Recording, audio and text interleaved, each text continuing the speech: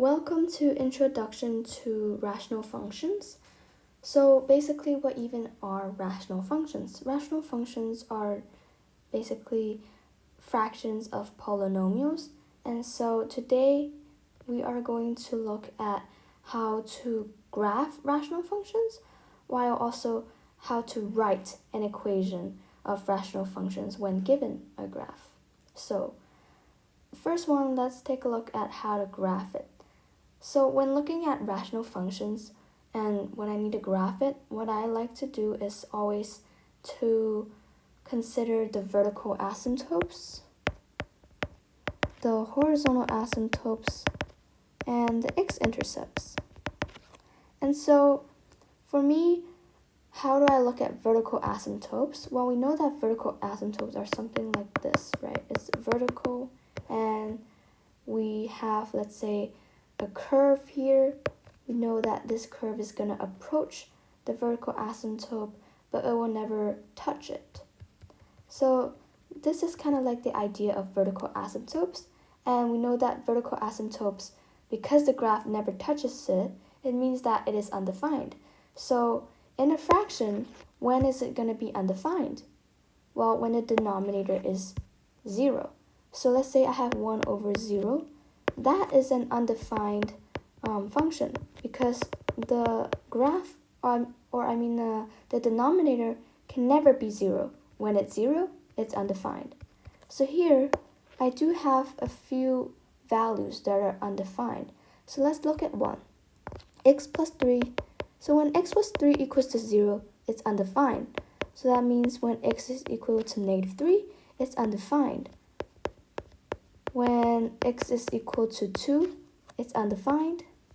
And when x is equal to 4, it's undefined because x minus 4 equals to 0, and then we solve that x equals to 4, so that means these values are all undefined.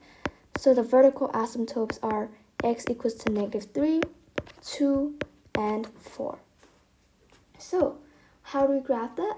Well, at 3, we can draw the asymptotes like a dotted line. Make sure to draw it vertical because it's vertical asymptotes. And then we have vertical asymptote at 2 and 4. So like here. So, and then whenever we draw the asymptotes, we also want to label it.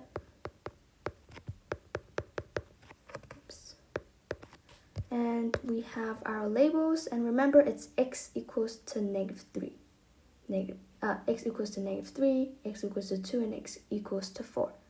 And horizontal asymptotes, similar to the vertical asymptotes, is just horizontal. And for horizontal asymptote, it is a bit more complicated when you look at an equation. But basically, how I like to draw, how do I know what the horizontal asymptote is by looking at the numerator and the denominator and comparing the amount of x values there are.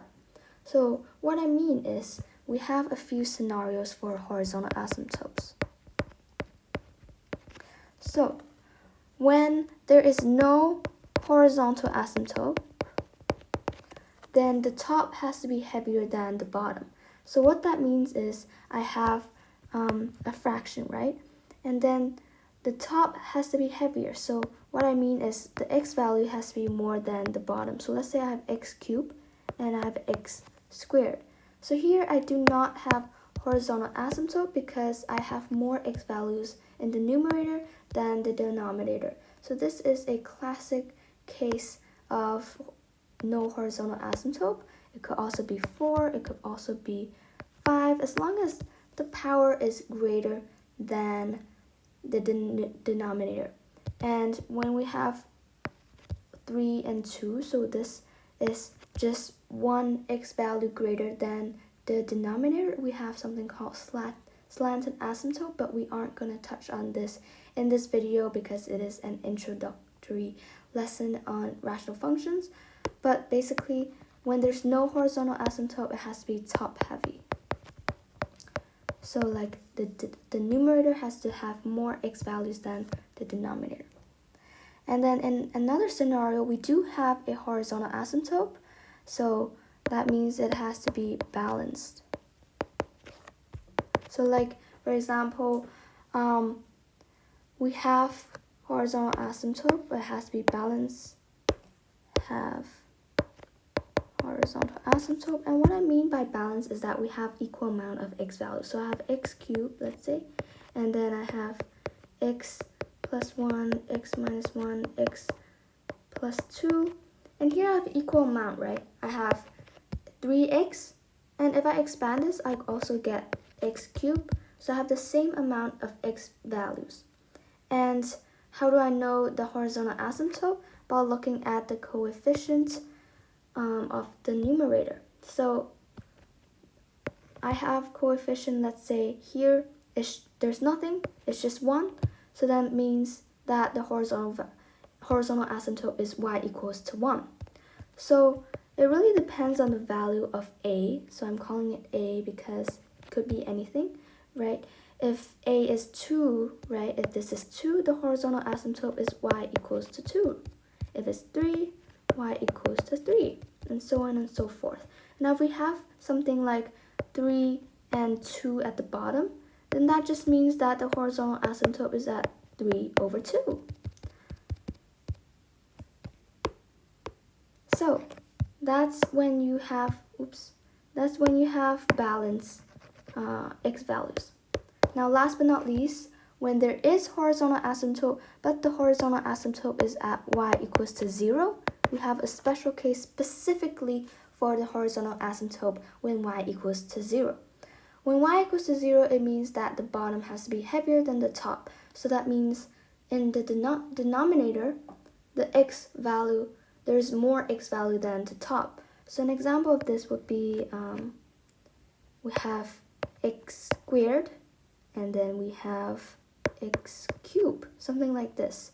In this scenario, we do not have any, we do have horizontal asymptote, but it's at 0. Another example would be something like this. And in this scenario, the horizontal asymptote is at y equals to 0. If I raise it to 3, it's also at y equals to 0. Why? Because there's 3x, and here I have 4x. So the bottom is heavier than the top, then the horizontal asymptote is at y equals to 0. So this is what I like to do when I look for horizontal asymptote in the equation. So now let's apply this. So in this scenario, I look for the x values. I have 1, 2, 3 in the numerator, and in the denominator I have 1, 2, 3. So I have balance. So in this case, it's the middle case. So I do have a horizontal asymptote, and remember, how do I look for that? I look for the coefficient. So here I don't have any coefficient, so that just means that it's at 1. So I know that the horizontal asymptote is at y equals to 1. And then I label it on the graph, y equals to 1. And then for the x-intercept, similar to the vertical asymptote where we look at the bottom, now for the x-intercept we look at the top, because when we have x-intercepts, the y value is 0. So we have y equals to this equation. So y equals to 0 means we find the x-intercept. So when y equals to 0, we move the denominator to the other side and everything just cancel out. So we just have this. And when we solve for the x-intercept, we have x plus 1 equals to 0, then x is just negative 1. X minus 3 equals to 0, x is 3. X minus 5 equals 0, x equals to 5.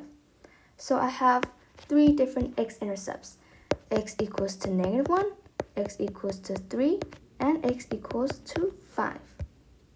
So now I want to plot this.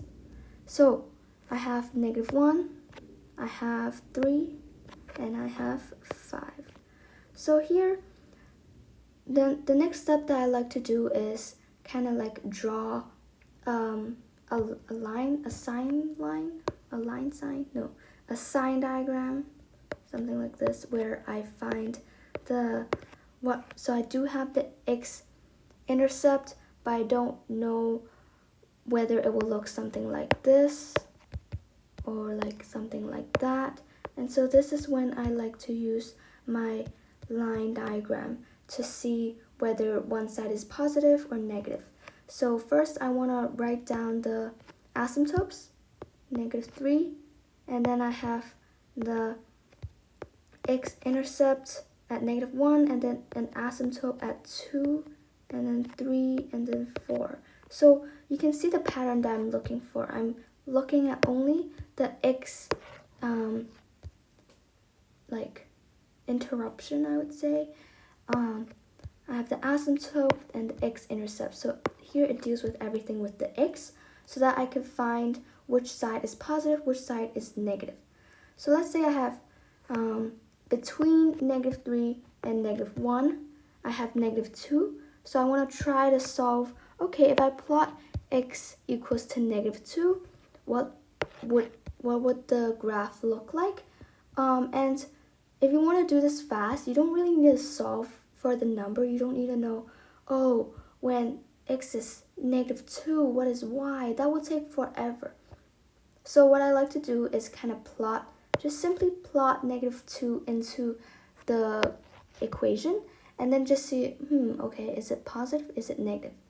So for example, I have x equals to -2, so -2 plus 1 is negative, and then -2 minus 3 is also negative, and then -2 minus 5 is also negative. And then I have, so here negative is just negative, so that's negative. And then when -2 plus 3, that's positive. -2 minus 2, that's negative. -2 minus 4, that's also negative. So then we have, let's see, we have negative here, which becomes positive. So positive becomes positive. So we have negative over positive, which is just negative. And so we know that at -2, something is negative. We don't know what that is, but we know that the y value is definitely negative. And so when I know that, I can just graph it like this.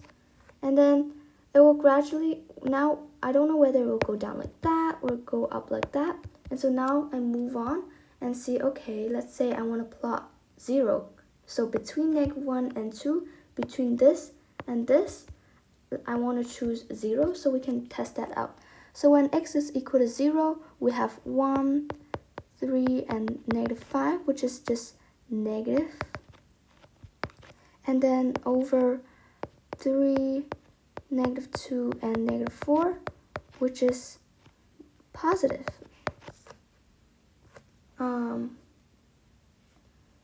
Because we do have, actually, sorry, this is supposed to be positive because -3 times